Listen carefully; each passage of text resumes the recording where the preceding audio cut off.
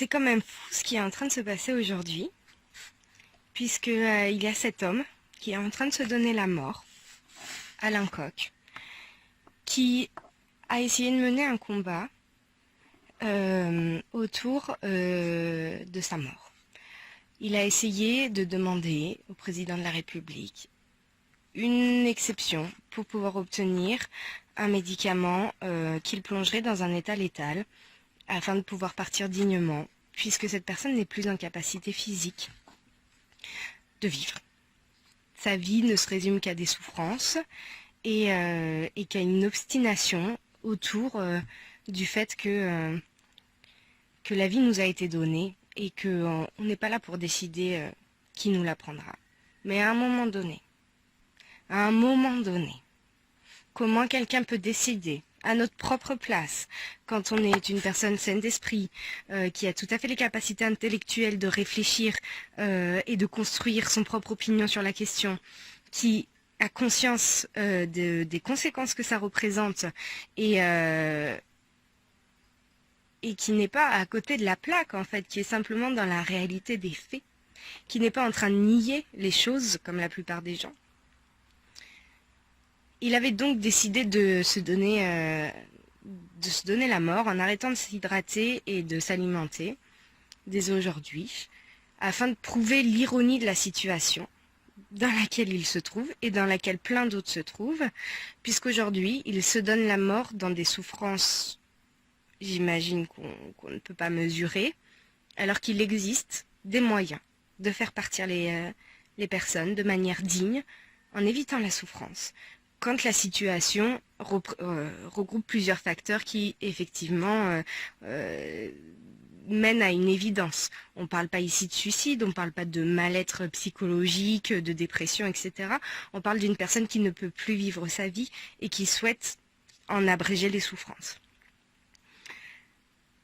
Ces vidéos ont été censurées, puisque le prétexte étant que ces images pourraient être beaucoup trop violentes et venir heurter certaines âmes sensibles ou pas, le fait qu'on ne puisse pas contrôler si des enfants verront ces images.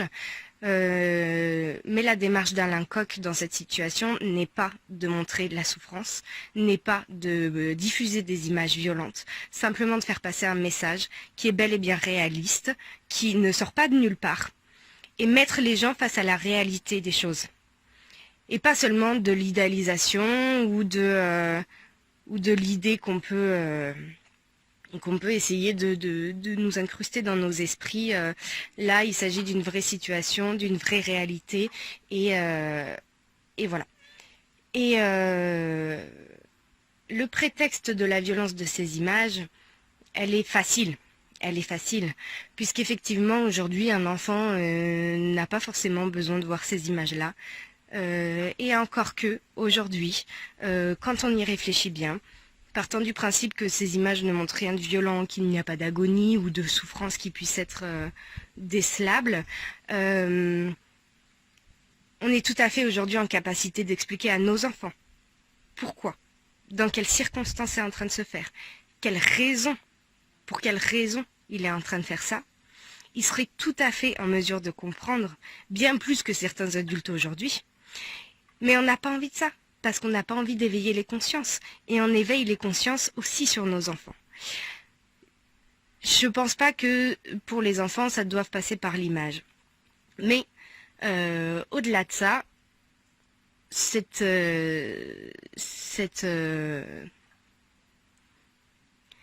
ironie autour de la violence des images, alors qu'aujourd'hui, quand on regarde les médias, quand on écoute les médias, la violence qui tourne en boucle constamment, toute la journée, que ce soit des violences visuelles, des violences auditives, des discours qui sont tenus par nos journalistes, par nos politiciens, etc., etc., eh bien, ça me met un peu le cul par terre d'entendre que du coup, ces images pourraient être violentes. À un moment donné, personne ne nous protège contre la violence de tout ce qui se passe en ce moment, ces derniers temps, etc. C'est justement ce qu'ils cherchent. Ils cherchent à choquer les gens, constamment. Là, le but n'est pas de choquer. le but est de transmettre un message. Mais toute la journée, vous êtes devant vos écrans et vous êtes choqués de manière directe ou indirecte parce que vous voyez, parce que vous intégrez comme information. Et là, il ne faudrait surtout pas transmettre un message qui pour autant est plus que réaliste. Et à un moment donné, il faut qu'il arrive ce message. Il faut qu'il arrive. Donc c'est facile de dire ça. Et au-delà de ça, c'est pas la violence justement des médias n'est pas du tout censurée puisque cette violence-là a pour but de vous plonger dans la peur, de vous baigner dans un bain de peur qui vous tétanisera et qui fera que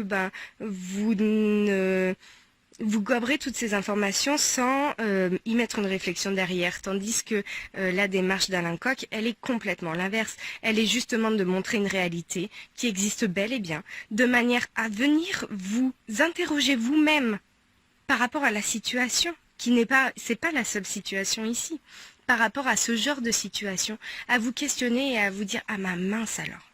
Bah oui, parce que ça fait bien partie de la réalité. Et qu'est-ce qu'on en fait? Et au final, est-ce que c'est respectueux? Est-ce que c'est ça, la réponse qu'on leur apporte? Est-ce qu'on est d'accord avec ça? Qu'est-ce que ça vous renvoie? Si demain, je vous coupe les jambes, que je vous assois sur une chaise et que je vous dis, maintenant, t'as encore 25 ans à vivre, mais tu vas rester là. Et le paysage que tu vois aujourd'hui sera le paysage que tu verras pendant 25 ans, sans te parler des douleurs physiques que tu vas endurer pendant tout ce temps-là. Bien évidemment que tu as envie de mourir, et tu as le droit, parce que c'est ta propre vie, et que personne n'a le droit de te dicter ta propre mort. À un moment donné, si tu es tout à fait en capacité d'élaborer la question, d'en tirer des conclusions, etc., si tu as les capacités mentales de faire ça, mais qui d'autre est maître que toi? Donc arrêtez. Arrêtez d'être dans votre peur, sortez de votre peur et posez-vous les bonnes questions. Et remettez-vous en question. Et puis arrêtez de vouloir fuir la réalité des choses. La réalité, elle est là. La mort, à un moment donné, il va falloir que passer au-dessus de cette question-là. Parce qu'il y a des situations où on n'a pas d'autre choix que de voir la réalité en face. Passez au-dessus de ça. Questionnez-vous vraiment en sortant de la morale qu'il y a autour de tout ça. Et vous verrez où est le sens. Vous verrez où est le sens. Et vous verrez à quel point on vous met des œillères pour ne pas voir ces choses-là, alors qu'elles font partie de la vie.